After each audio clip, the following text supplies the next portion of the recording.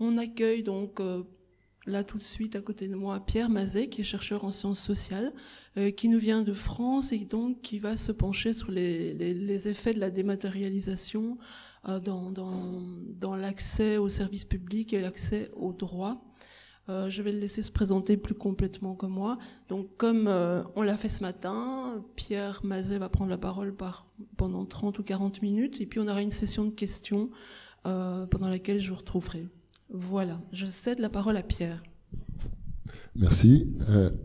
Voilà, test son en direct, avec ma voix grave et grippée. Ça va ou je peux difficilement faire mieux? Je peux pas parler plus aigu. Je suis chercheur en sciences sociales. Merci à Lire et Écrire de m'avoir invité. Chercheur en sciences sociales qui a beaucoup bossé sur les questions de non-recours au droit qui étaient évoquées ce matin et dans la même équipe que Philippe Varin. Je me suis un peu spécialisé sur les questions d'inclusion numérique et d'effet du numérique sur le rapport au droit il y a, je sais pas, 5-6 ans maintenant.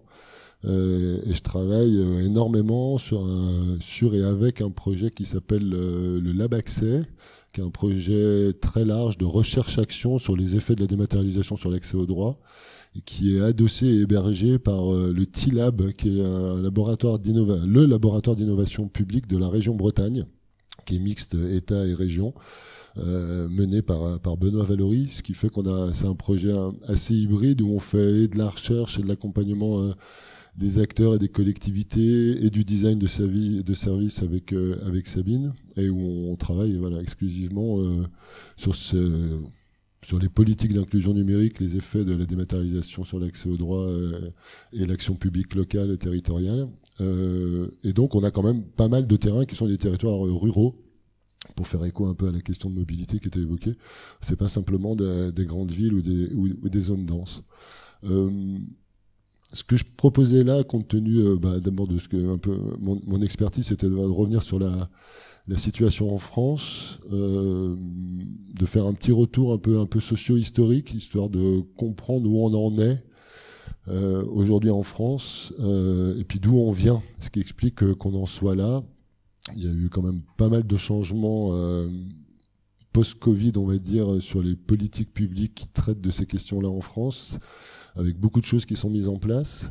Et c'est aussi ça qui permet de saisir et de comprendre où sont les enjeux. Donc c'était un peu l'objectif de mon intervention. C'est pas directement la question de l'accessibilité numérique telle qu'on a pu le voir, à savoir directement sur l'interface, mais une dimension d'ailleurs de l'accessibilité au numérique. Il faudrait savoir, comme toujours, ce qu'on met derrière les termes. Le fait, tout ce qui se passe en termes d'accès avant d'arriver à l'interface peut faire partie de l'accessibilité numérique. Et du coup, vers quels acteurs se retourner, qu'est-ce qu'ils sont capables de faire, quelles sont les demandes des usagers, ça rentre aussi un peu là-dedans, et j'espère que vous aurez quelques éléments d'éclaircissement là-dessus. Donc du coup, voilà, c'est les effets un peu, alors pas à partir simplement d'une enquête comme ce matin, mais d'un ensemble d'enquêtes et de travaux qu'on peut faire. Les logiques qui sont en cours aujourd'hui, parce que ça vaut le coup il me semble, de faire état un peu de tout ce qui est mis en place, parce qu'il y a énormément de choses qui sont mises en place, ce qui ne veut pas dire que tout fonctionne, hein. Et puis les questions que ça pose un peu aujourd'hui. Normalement, j'avais fait en sorte de pas trop en mettre, mais finalement, par rapport à ce matin, j'ai l'impression que ça fait beaucoup. Bon, désolé, il y aura les supports, vous pourrez vous y reporter après. Train lancé à marche forcée, c'est une expression du défenseur des droits, qui est une institution quand même dans le protocole républicain qui est assez reconnue en France, c'est la 5e position institutionnelle, et qui depuis nombreuses années maintenant s'attache à dénoncer les effets d'une dématérialisation qui produit une rupture d'accès au droit, qui laisse sur le côté beaucoup de gens. Et il y a eu une grosse publicisation de la dématérialisation à l'occasion de ce rapport du défenseur des droits en 2019, donc j'ai repris un petit peu cette expression là-dessus.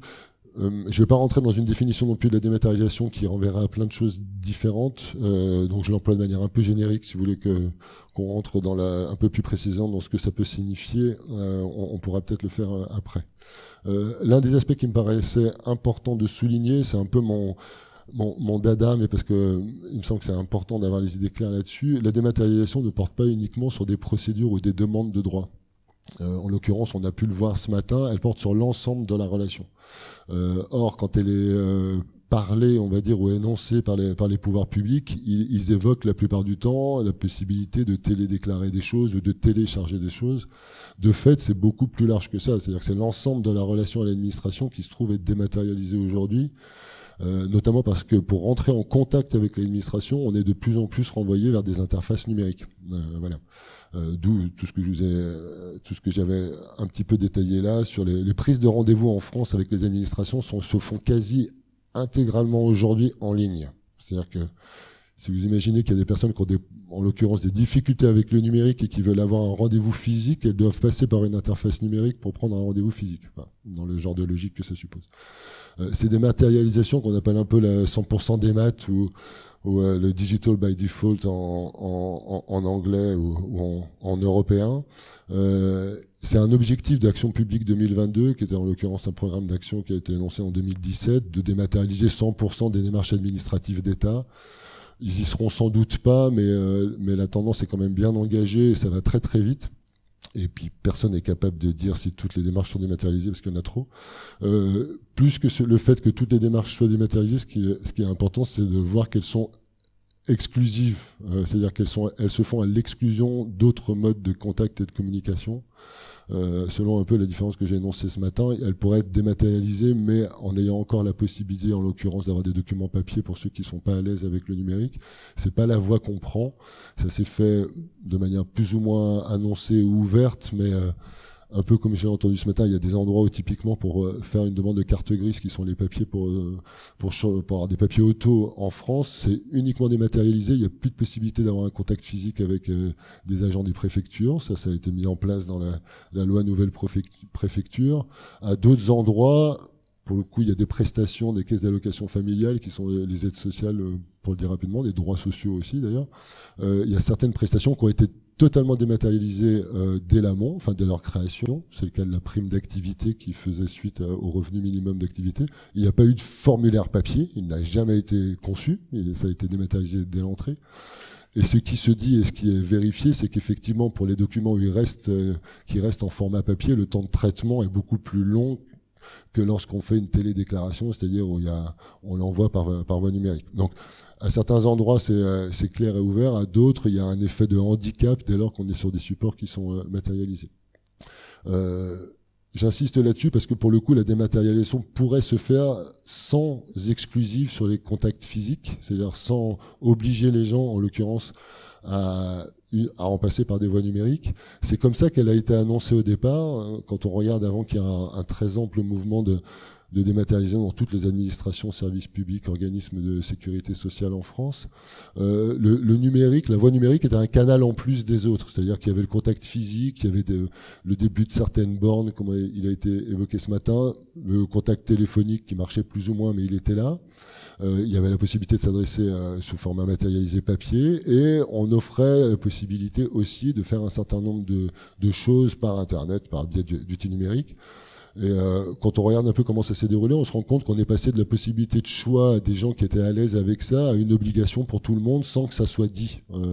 Contrairement à certains pays, le Danemark a posé dans la loi le fait que l'État allait digitaliser absolument tout, en passant par en l'occurrence une boîte mail d'État de la Poste attribuée à tous les individus, et en demandant aux gens de choisir s'ils voulaient passer au tout digital ou pas, selon une logique qu'on appelle opt-in, opt-out, et avec une certaine ambiguïté sur le fait que les gens comprenaient effectivement ce que ça voulait dire. Mais pour le coup, ça a été posé de manière assez ouverte, avec des procédures et pour accompagner les gens qui ne savaient pas faire.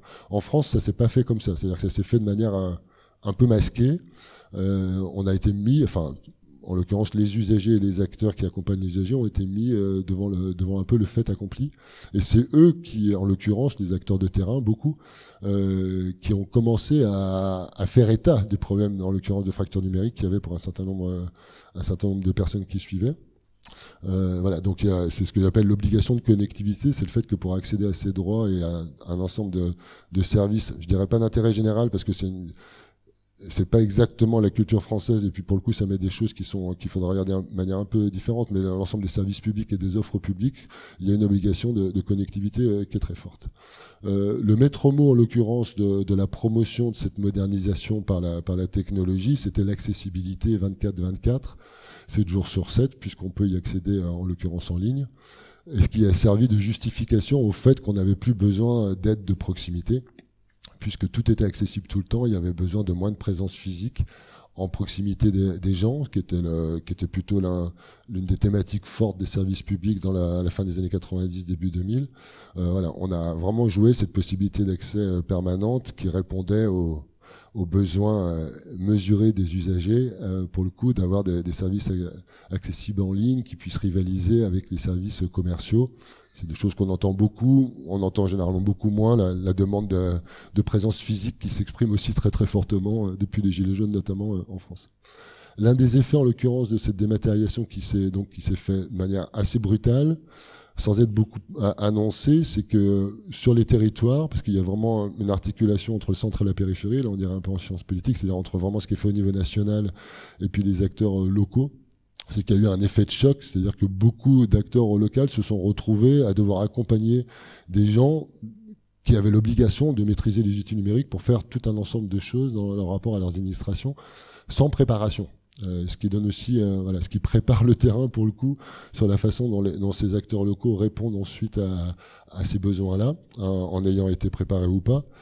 L'une des choses, parce que je vous le dis maintenant, parce que je vais pas avoir le temps de le développer, c'est qu'il y a beaucoup des acteurs qui étaient qui se sont retrouvés en position d'accompagner des usagers éloignés du numérique, qui n'étaient eux-mêmes pas à l'aise avec le numérique. Il a fallu du temps pour que les administrations, les collectivités se rendent compte de ça.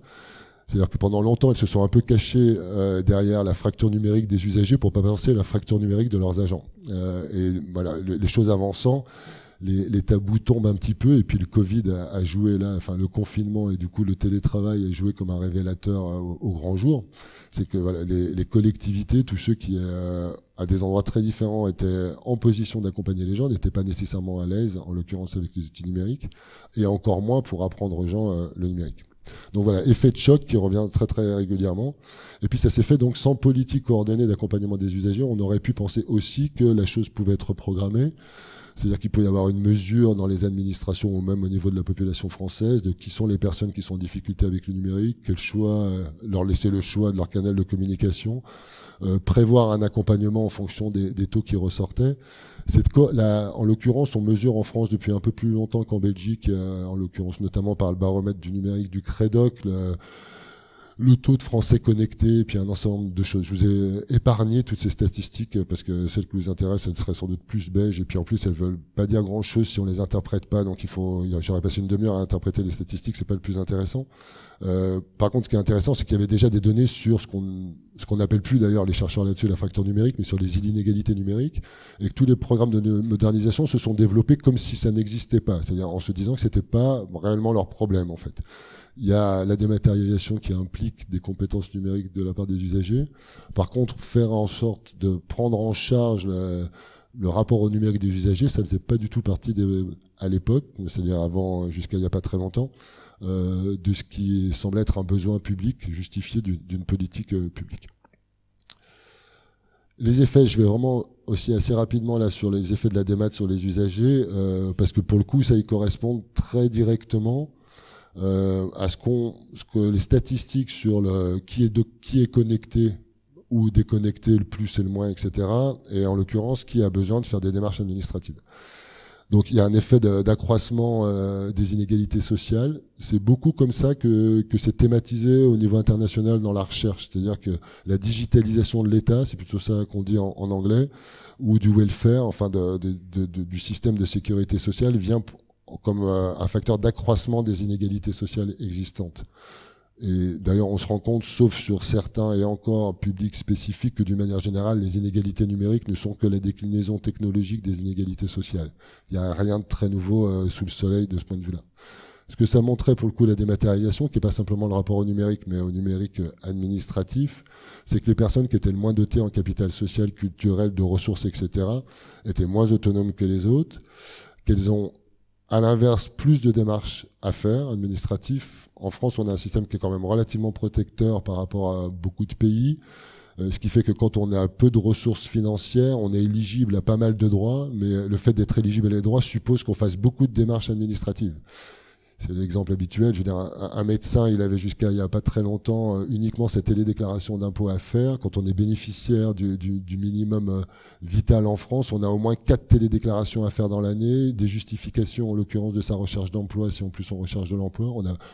On a un nombre bien plus important de démarches administratives à faire, alors que par principe, statistiquement, on a beaucoup plus de chances de ne pas savoir faire avec le numérique. Donc il y a un effet direct là de corrélation statistique. Pour le dire rapidement, la dématérialisation, elle profite surtout à ceux qu'on n'a pas besoin, c'est-à-dire ceux qui ont peu de démarches administratives à faire en réalité. Et puis il y avait aussi, en l'occurrence, un autre aspect qui est important. Je vous parle même pas, en l'occurrence là, on a parlé de double, de triple, voire de quadruple peine. Quand on est allophone, analphabète ou autre, on est encore surexposé à avoir des difficultés et donc surexposé à avoir des barrières dans son accès aux droits, donc à être en situation de non-recours. Un aspect qui était, moi, qui me semblait important, et puis j'ai écrit un peu un papier là-dessus à mettre en évidence, l'important c'est pas simplement les compétences numériques des usagers, c'est de le mesurer au regard des choses, des démarches administratives qu'ils ont à faire en ligne. Parce que c'est ce qu'on discutait tout à l'heure, si vous avez 3 démarches administratives qui sont dématérialisées, vous allez avoir une idée des difficultés que des destinataires de ces aides-là, c'est-à-dire du public qui est concerné par ces 3 démarches. Si vous avez 90% des démarches administratives qui sont dématérialisées, vous allez avoir l'ensemble des publics qui sont concernés, dans lesquels vous allez pouvoir, qui va avoir des difficultés numériques ou pas. Et de ce point de vue, le fait de la télédéclaration d'impôt, qui concerne par principe tout le monde, dès lors qu'on est imposable, qu'on a un statut fiscal, a montré qu'il y avait beaucoup plus de gens qu'on pensait qui avaient des difficultés avec le numérique. Quand ça ne concernait que des droits sociaux ou la recherche d'emploi, par exemple, les personnes âgées étaient assez prémunies contre ça. Elles n'avaient pas de démarche administrative en ligne à faire. À partir du moment où elles ont eu à faire leur télédéclaration et puis leur gestion de retraite à faire en ligne, on s'est rendu compte qu'il y avait beaucoup plus de publics qui avaient des difficultés numériques qu'avant. C'est un point de vigilance à mettre parce que sinon, voilà, on a le baromètre, il est en fonction de l'obligation qu'on a de faire des démarches en ligne ou pas. Si vous n'en avez que 3 ou 250, le public concerné que vous regardez n'est pas le même et du coup, nécessairement, on va se rendre compte de ceux qui ont des difficultés de manière un peu différenciée. L'autre aspect qui fait un peu écho à ce qu'on disait ce matin, c'est les inégalités pour le coup territoriales. Les endroits où il reste des guichets physiques des institutions, des administrations, ce sont essentiellement les centres préfectures, donc les lieux, les villes préfectures.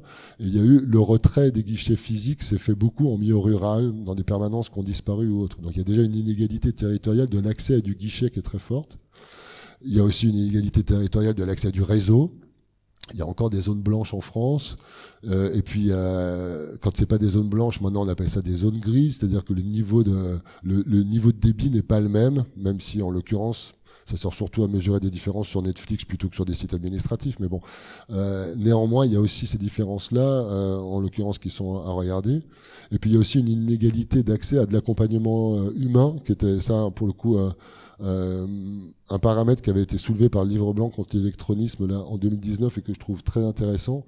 Les milieux denses ont par principe beaucoup plus de possibilités, offrent par principe beaucoup plus de possibilités d'accompagnement que quand on est en milieu rural. En milieu rural, ils existent dans des centres-bourgs, mais ils supposent du coup la question de la mobilité. Et là, on se retrouve avec des problèmes d'accessibilité physique qui viennent se surajouter à l'accès à de l'aide numérique, j'ai envie de dire.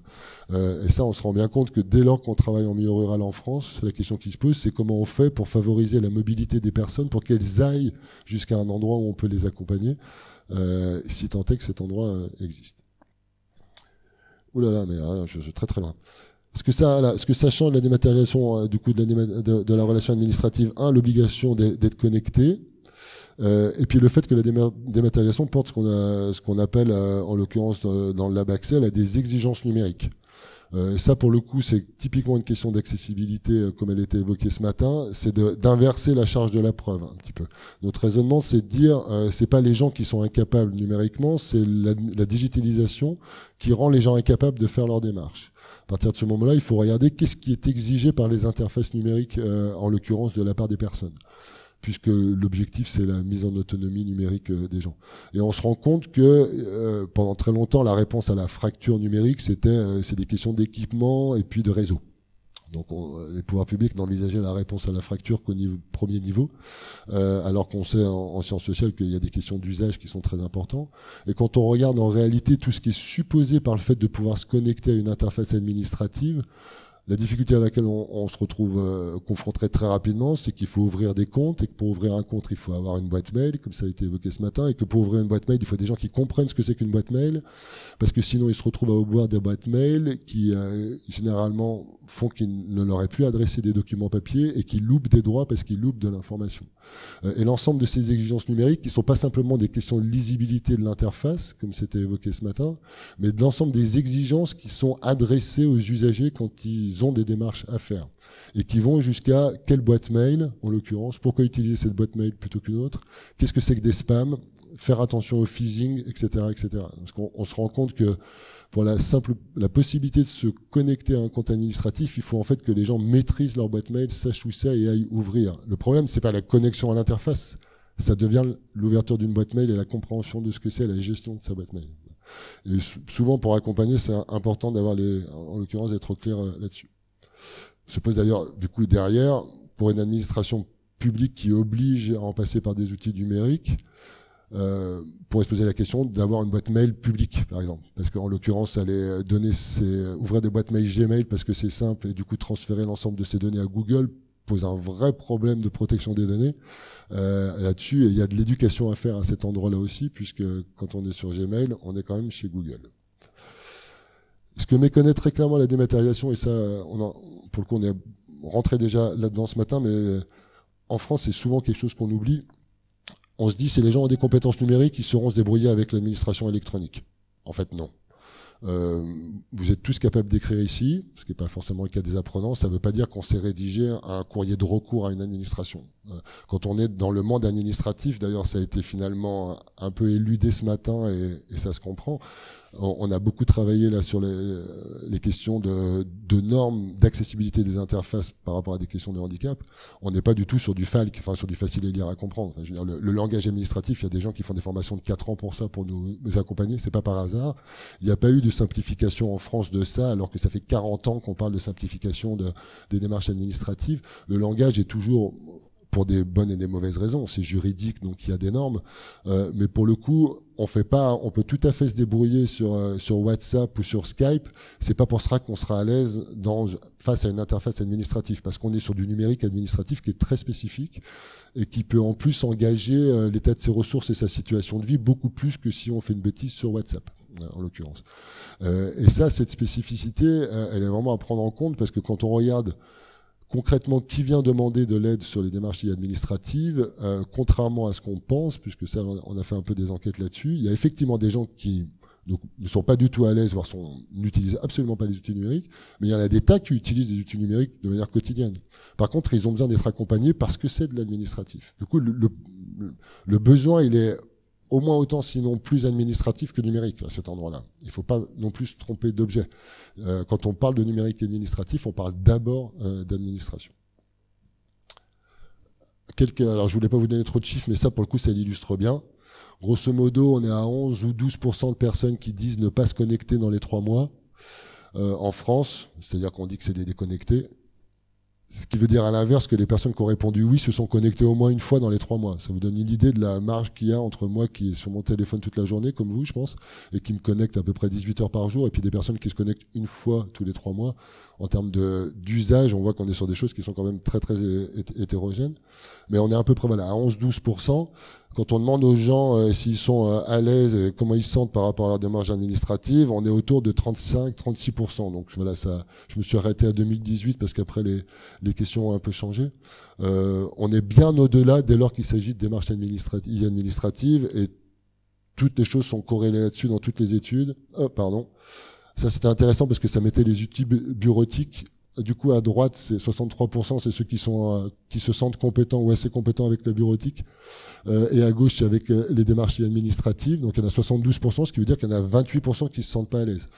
En termes de population concernée sur un risque potentiel de non-recours, on est bien au-delà des 13 millions de personnes qui sont qui sont souvent mises en avant en France comme étant éloignées du numérique. 28% de la population belge, ou même de la population de Bruxelles, ça va faire un petit peu de monde quand même à accompagner.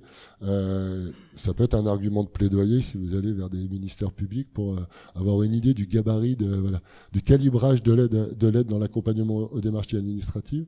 Et on voit ça que c'est distribué comme un peu comme d'habitude, c'est-à-dire que là, à gauche, c'est les communes rurales et à droite, c'est les agglomérations très denses. Donc, ça concerne plus le rural, on va dire. On est moins à l'aise en rural qu'en très urbain.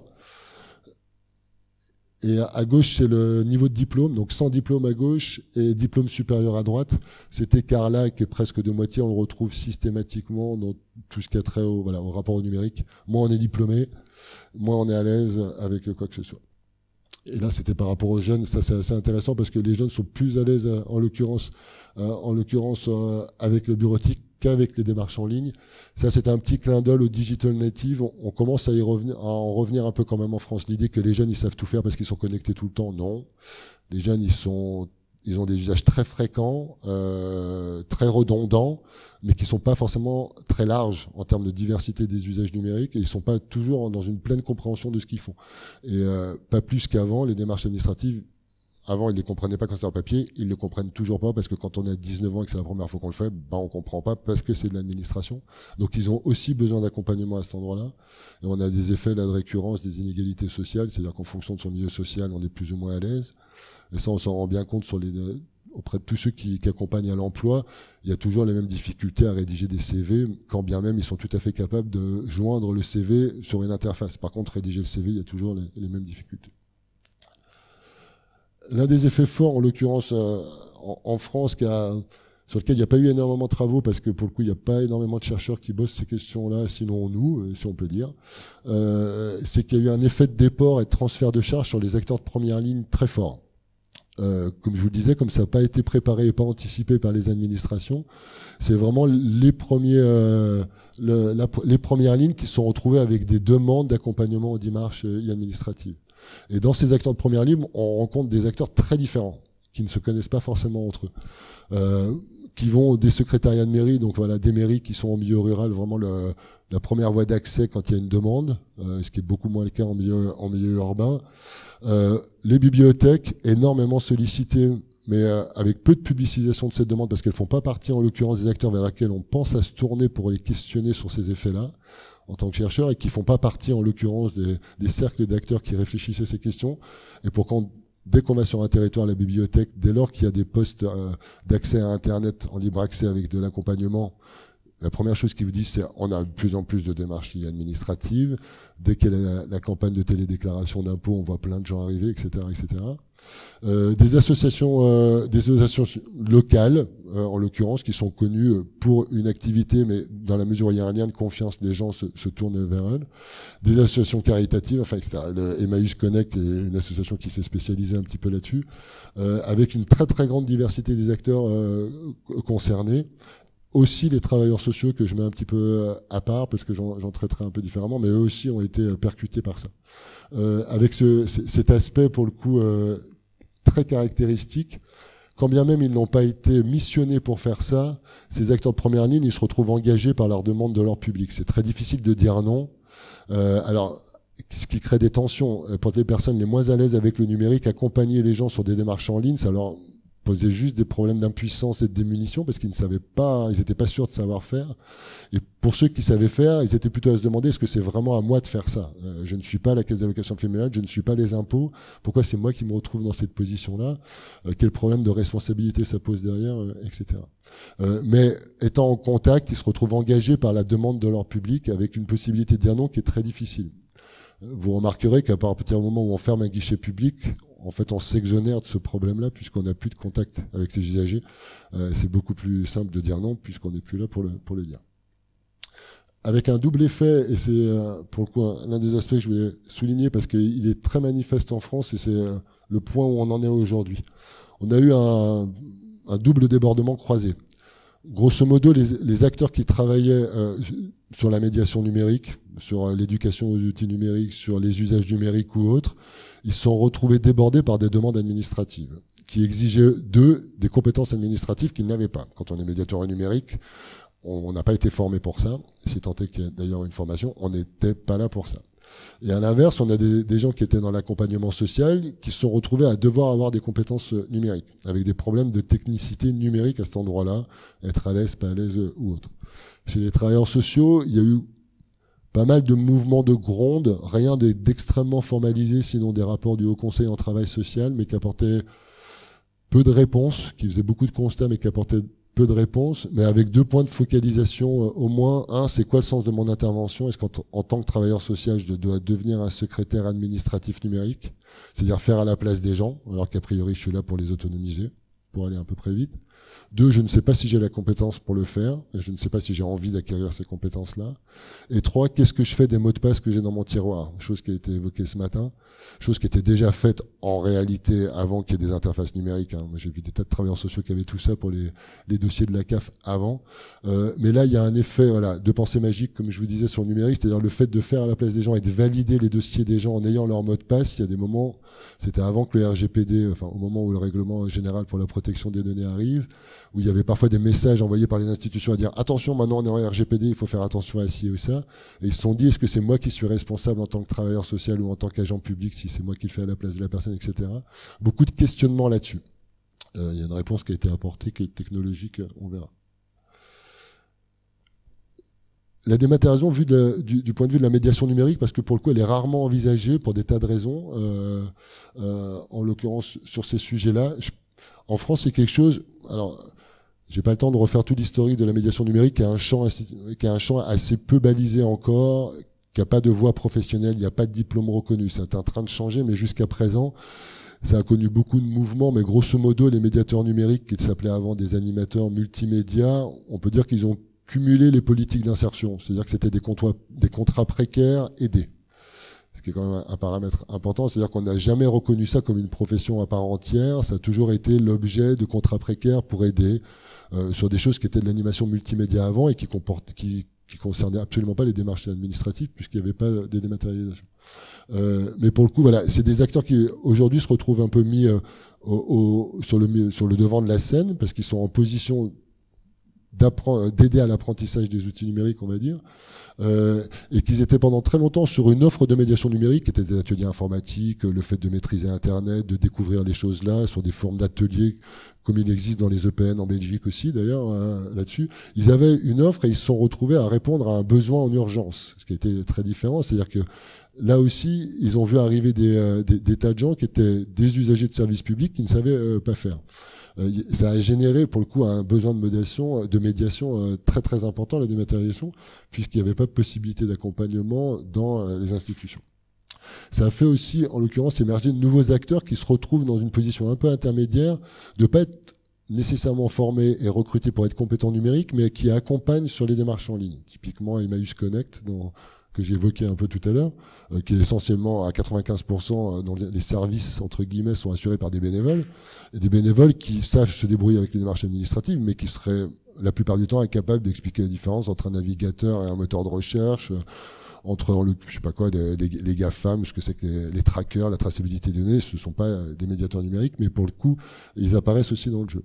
Et du coup, ça pose des questions de définition et de tension dans ce champ très large des médiations numériques, qui est qu'en l'occurrence, il y avait on va dire, un champ de la médiation numérique canal historique en France qui était exactement comme lire et écrire sur des enjeux d'émancipation et d'autonomisation des gens. C'est-à-dire que le numérique devait servir à émanciper les gens.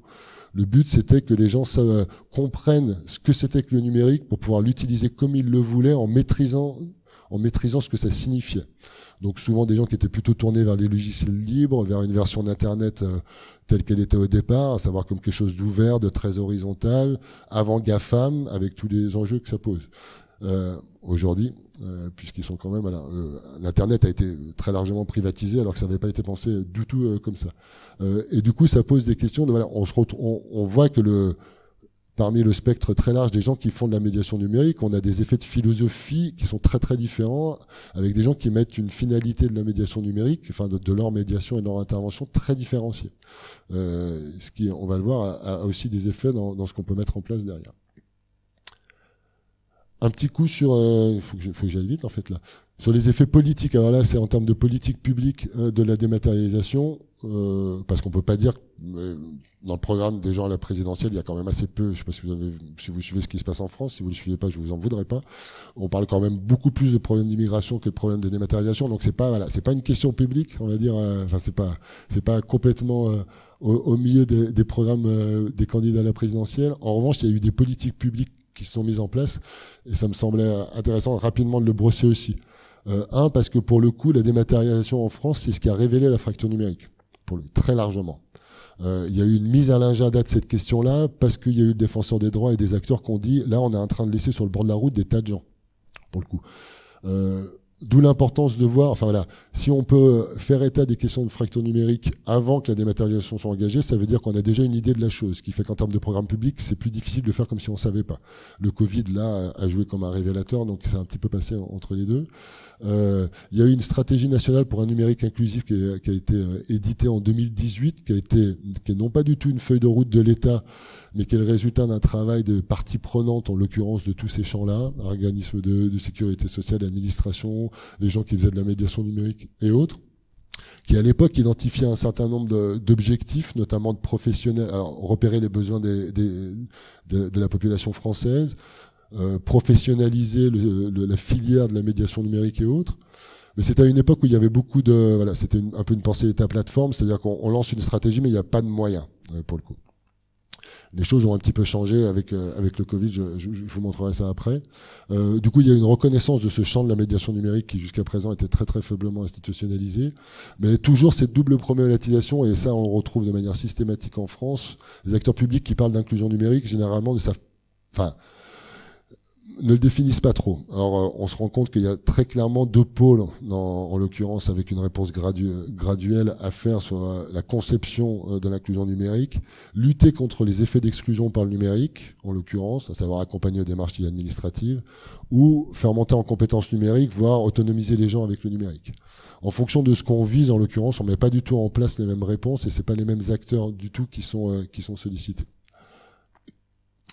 Les logiques en cours aujourd'hui. Le aujourd'hui étant le depuis 2018, on va dire. Pour le faire à grands traits, avant le Covid et en l'occurrence le plan de relance, il y avait un petit groupe d'acteurs au niveau de l'État, le secrétariat d'État au numérique notamment, avec peu de financement et beaucoup d'idées. On va dire. Le plan de relance a un peu modifié ça. Du coup, il y a un certain nombre d'outils qui ont été développés, notamment en appui sur généralement des startups d'État, c'est-à-dire des startups intégrées dans l'État pour mettre en place des solutions numériques rapidement et de manière agile. C'est la Startup Nation quand même. Et pour le coup, il y a beaucoup d'outils. J'ai pas le temps de revenir sur tout ça, mais les passes numériques, qui en l'occurrence on s'est rendu compte qu'il y avait beaucoup d'associations avec des salariés qui pouvaient faire de l'accompagnement au numérique, mais qui avaient besoin d'être financés. Alors les personnes qui sont concernées par ça étant généralement des personnes précaires, elles n'avaient pas les moyens de payer pour avoir des accompagnements au numérique. Du coup, l'une des solutions qui a été envisagée, c'est qu'il y ait une prise en charge de ça par un système de chéquier, en l'occurrence, qui fait que si on repère que des personnes ont des besoins, on peut leur remettre des chéquiers qui leur ouvrent droit pour avoir un certain nombre d'heures de formation. C'est difficile de faire l'évaluation de ça parce que le Covid a un peu suspendu tout ça, mais voilà, ça c'est quelque chose qui a été financé par l'État, cofinancé État et territoire.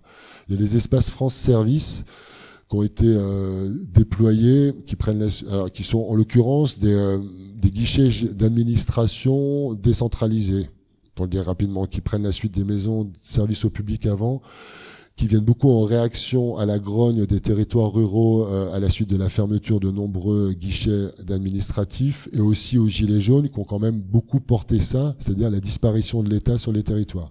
Du coup, c'est des endroits où maintenant les espaces France Service c'est quand même assez normé en termes institutionnels. Il y a forcément 2 animatrices, en vrai, parce que c'est essentiellement des femmes, qui sont formées par un 9 partenaires institutionnels, qui ont des outils dédiés, etc. C'est-à-dire qu'on a une forme d'accès à des services, un bouquet de services publics, on pourrait dire, d'administration spécialisé là-dessus. Et il y en a un peu plus, j'ai pas les chiffres exacts, mais il y a une montée en charge de ça et on est un peu plus de 1000 en France aujourd'hui. Ça, c'était l'un des outils qui se développe.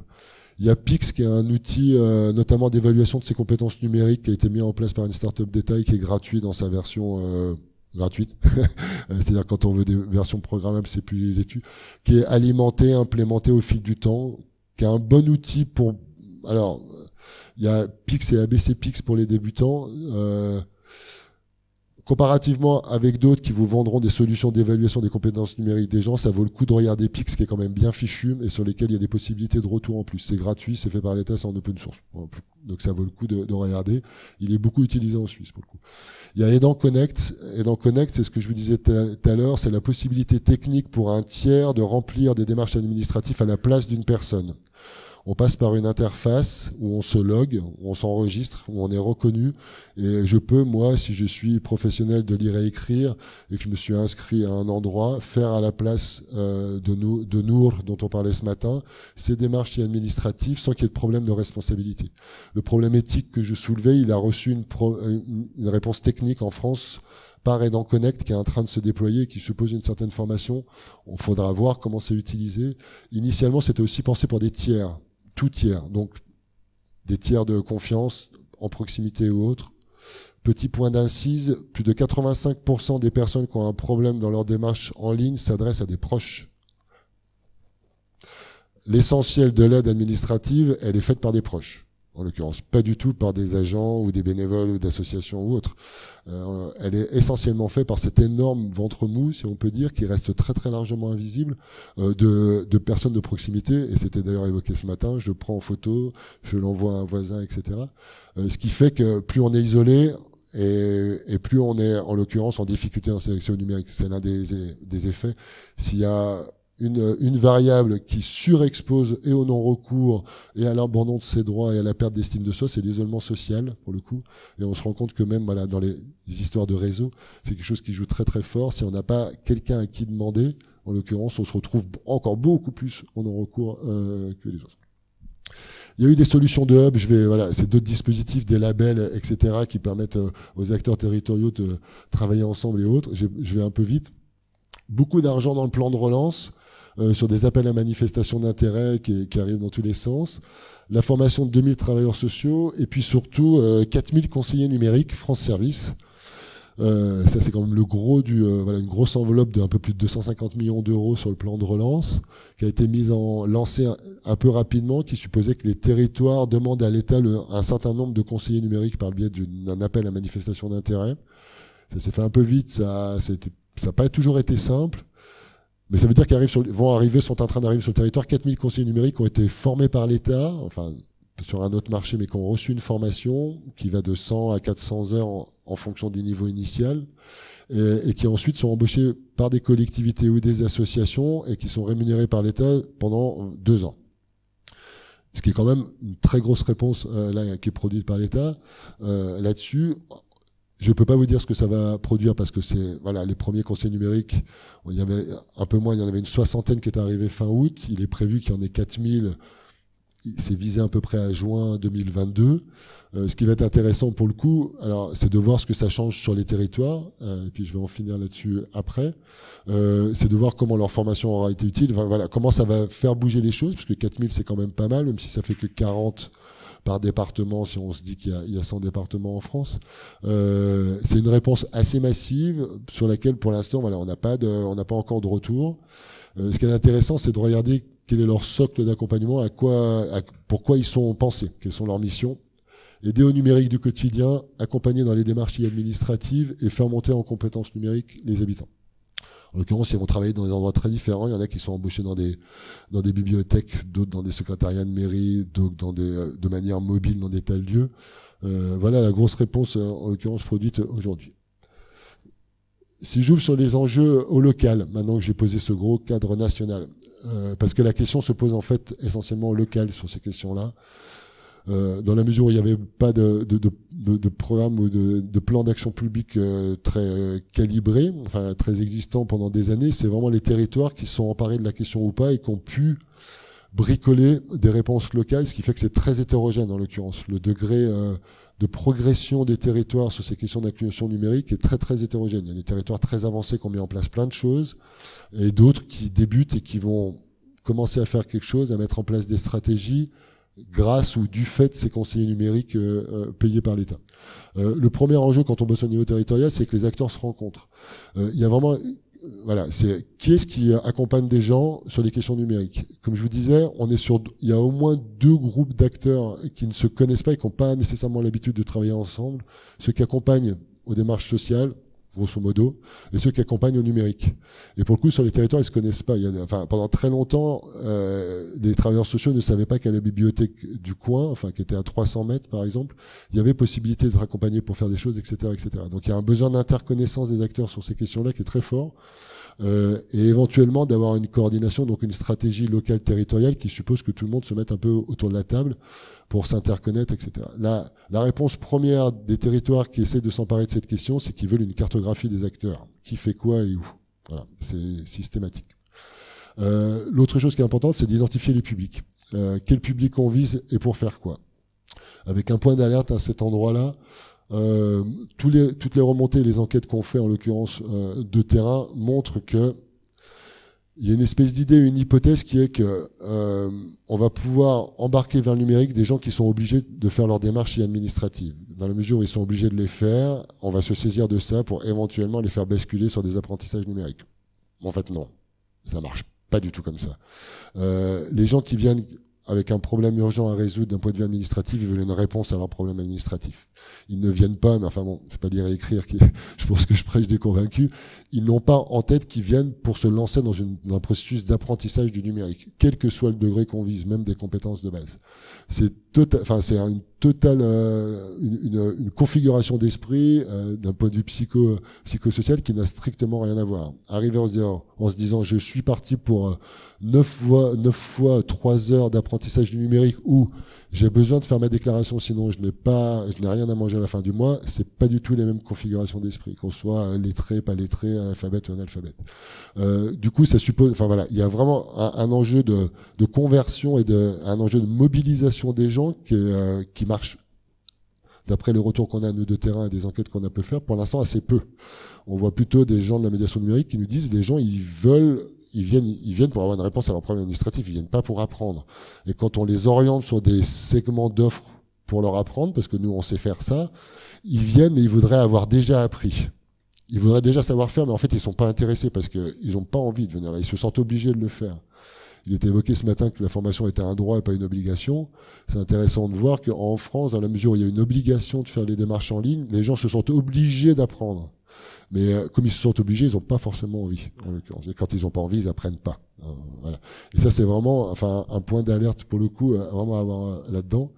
Et ensuite, c'est quand on a des publics et qu'on met en place un peu des choses, c'est de savoir ce qu'on poursuit comme objectif. Est-ce qu'on veut que les gens arrivent à faire leurs démarches administratives? Est-ce qu'on veut leur donner des compétences de base de manipulation de la souris, du clavier et autres, qu'ils soient à l'aise sur leur smartphone? Est-ce qu'on veut qu'ils comprennent ce que c'est que les données personnelles? Voilà, il faut désépaissir et expliquer, déplier ce que c'est que ce qu'on vise en termes d'autonomie numérique, qui veut à peu près rien dire, l'autonomie numérique. Voilà. Et un autre point important avant de m'arrêter, c'est dans l'idée de mettre en place des parcours, qui est une chose qui ressort souvent. L'idée d'un parcours, c'est que tous les acteurs sur un territoire n'ont pas les mêmes compétences. Et que si moi je suis bon en accompagnement des démarches administratives, je peux accompagner les personnes là-dessus et puis me dire, pour vous, ce serait peut-être bien que vous appreniez un peu à vous débrouiller avec l'ordinateur et autres, ça vous servira, vous montrer qu'il y a des outils numériques qui sont utiles pour vous, d'apprendre à ouvrir une boîte mail et de la maîtriser, de faire des choses dans les zones de plaisir aussi, ouvrir du Skype avec vos petits-enfants, que sais-je. Mais c'est pas moi qui sais faire ça, par contre vous pouvez aller là. Donc on peut orienter la personne vers en l'occurrence, des acteurs connus, on revient à la question d'interconnaissance, dont c'est le métier. Le risque là-dedans, en l'occurrence, c'est de perdre les gens dans des effets de renvoi. C'est-à-dire que comme vous le savez, les gens sont baladés par leur démarche administrative. Si vous les rebaladez pour leur apprentissage numérique, vous risquez de les perdre. En plus, généralement, il y a un lien de confiance qui s'établit avec celui à qui on demande. C'est très fort sur les travailleurs sociaux, c'est très fort dans plein d'associations. Je viens ici, pas parce que c'est lire et écrire, je viens ici parce que je connais Josiane et que j'ai confiance dans Josiane. Si Josiane, elle m'envoie chez un autre acteur, il n'est pas dit que j'y aille parce qu'en fait, j'ai confiance dans Josiane. Du coup, il faut être il faut enrôler Josiane pour qu'elle accompagne la personne physiquement ou pas, mais qu'elle fasse partie du jeu. Des effets d'orientation, on aurait uniquement de l'information descendante, à dire pour ça vous pouvez aller là, à 80% ça ne marchera pas. Voilà. L'importance d'avoir un tiers de confiance, comme il y a dans les parcours d'accès aux soins, par exemple, envers les personnes précaires, qui a toujours le médecin généraliste qui puisse faire le lien avec des médecins spécialistes, par exemple. C'est un truc sur lequel on insiste beaucoup. Et puis le dernier point, mais ça, on en parlera peut-être, c'est la question de la formation des personnels accompagnants, en l'occurrence, qui est aussi un gros enjeu, mais j'ai pas le temps de le développer. J'ai déjà été long, je m'arrête là. Désolé.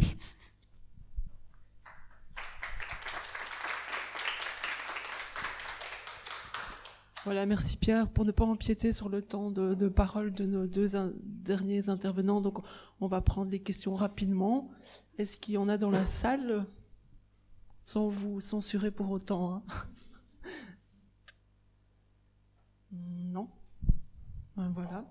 Louise, de ton côté, est-ce que tu en as? Oui, on dirait bien que oui. Louise est en ligne, donc elle n'est pas avec nous. Voilà. Donc on essaye de ne pas déborder de...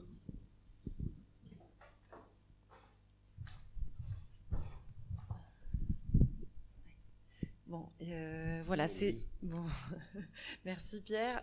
C'est aussi comme avec Iria plutôt des commentaires sur notamment sur cette dernière observation sur l'importance de la relation de confiance dans l'accompagnement. Je pense que les gens qui sont en ligne, en tout cas, sont assez d'accord.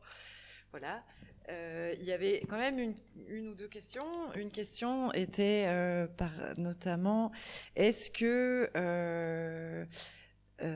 tu es sollicité par les écoles, les hautes écoles ou les universités pour former aussi les professionnels à venir?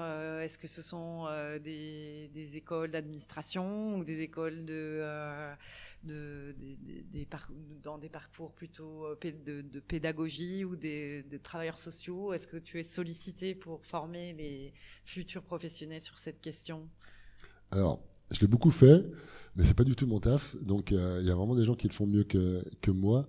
Je l'ai fait un peu parce qu'il y avait un trou à un moment, mais moi je suis pas médiateur numérique, j'ai des usages numériques qui sont pas très élevés et autres. Je m'y intéresse d'un point de vue citoyen parce que il y a des enjeux absolument phénoménaux aujourd'hui, ce qui permet aussi d'ailleurs de retravailler la question du travail social et de l'accompagnement. Enfin, c'était un gros argument, et je fais vite là-dessus, mais les travailleurs sociaux étaient quand même très gênés par ce truc de numérique et c'est en train de bouger mais très doucement, c'est-à-dire qu'ils arrivaient à envisager l'insertion sociale et le fait dans la société qu'ils devaient favoriser en mettant le numérique en dehors. On disait mais vous vivez où? Enfin, ne pas comprendre les enjeux numériques aujourd'hui, c'était avant le Covid. Je pense que maintenant leur point de vue est éventuellement un peu différent, mais c'est pas possible de penser l'insertion sociale sans penser le numérique aujourd'hui. C'est-à-dire que, si on veut pas être un client des GAFAM pour aller vite, c'est-à-dire de vraiment pas être favoriser les conditions d'un citoyen éclairé, c'est pas possible de ne pas tenir compte de ça. Mais simplement, il y avait une violence qui était assez forte, notamment auprès d'assistants de travail social, les éducateurs. Enfin, quand on dit travail social de manière générique, c'est toujours très piégeux parce que ça dépend vraiment de l'endroit où ils sont. Bon. Je m'arrête là-dessus, on pourrait y revenir. J'ai été beaucoup sollicité. Les écoles de travail social en France, ils sont mis en très lentement. Parfois, elles demandent à Emmaüs Connect d'aller venir faire une journée, ce qui est quand même le comble, sachant qu'il n'y a que des bénévoles à Emmaüs Connect. Mais voilà, donc il y a une forme de résistance, de lenteur, de frein là-dessus, très clairement, sachant que les écoles de travail social ont plein d'autres problèmes en France aujourd'hui, c'est qu'elles n'ont pas de stagiaires et autres. Mais voilà, les collectivités un peu par le biais du Centre national de la fonction publique territoriale, qui est en fait les collectivités, en l'occurrence. Comment on dit, c'est des fonds qui sont mutualisés par les collectivités. Du coup, quand elles veulent former leurs agents, elles s'adressent au CNFPT parce qu'elles ont déjà payé pour, on va dire. Mais c'était pas du tout coordonné. Maintenant, il y a une prise de conscience qui est faite, mais c'est plus dû au Covid qu'à la démat, en vrai. Et moi, je ne le fais plus parce qu'il y a des gens beaucoup plus compétents pour le faire. S'il y a des EPN à Bruxelles, c'est des gens qui pourraient.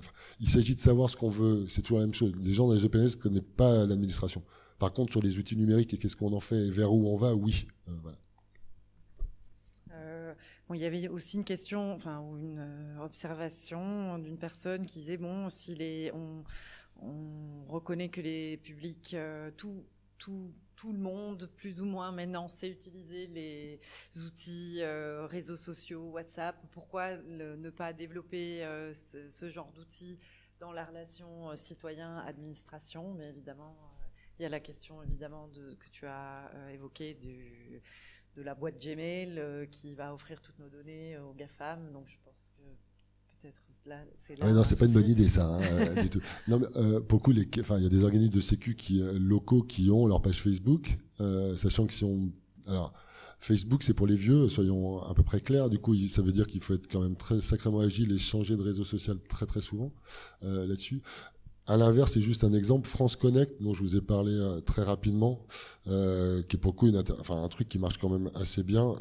En France, comme dans la plupart des pays, je pense, mais c'est en plus, nous, on a quand même un millefeuille administratif qui est important. On a numérisé en silo, c'est-à-dire qu'il y avait les administrations étaient silotées. Vous faisiez telle démarche, voilà, de manière parallèle les unes aux autres. Le numérique étant censé permettre justement d'unifier tout ça puisque c'est un même langage pour aller à peu près rapidement. Donc ils ont numérisé, donc on avait la CAF, l'assurance maladie, Pôle emploi, les trucs les uns à côté des autres. Ils n'ont pas du tout pensé à se mettre à table, en l'occurrence pour faire une seule interface de service public. France Connect, c'est ce qui permet d'avoir avec une seule clé d'ouvrir tous ces comptes, pour le dire rapidement. Parce que qui dit silo dit compte spécifique, donc boîte mail à gérer derrière, etc. Dès lors qu'on accompagne, ça devient beaucoup plus compliqué. Enfin, voilà, parce qu'à chaque fois, il faut se loguer sur chacun des comptes. France Connect, c'est le bouton France Connect. Ça permet, avec un seul mot de passe d'une des administrations, d'ouvrir de plus en plus d'administrations, enfin de comptes administratifs personnels aujourd'hui. Et il a été monté sur le principe Facebook, pour revenir à ça, dans son architecture. Mais on s'en rend pas du tout compte et ça ressemble pas à Facebook. Voilà. Voilà, sinon, quelqu'un a mentionné que donc, parmi les outils que tu nommais, il y avait Pix et France Connect, je pense qu'on n'a pas vraiment l'équivalent. Mais 123digit.be semble être l'équivalent de Pix.fr. Voilà, moi, je ne connaissais pas tous ces outils très très bien, mais voilà. C'est ça. Merci Pierre. De rien.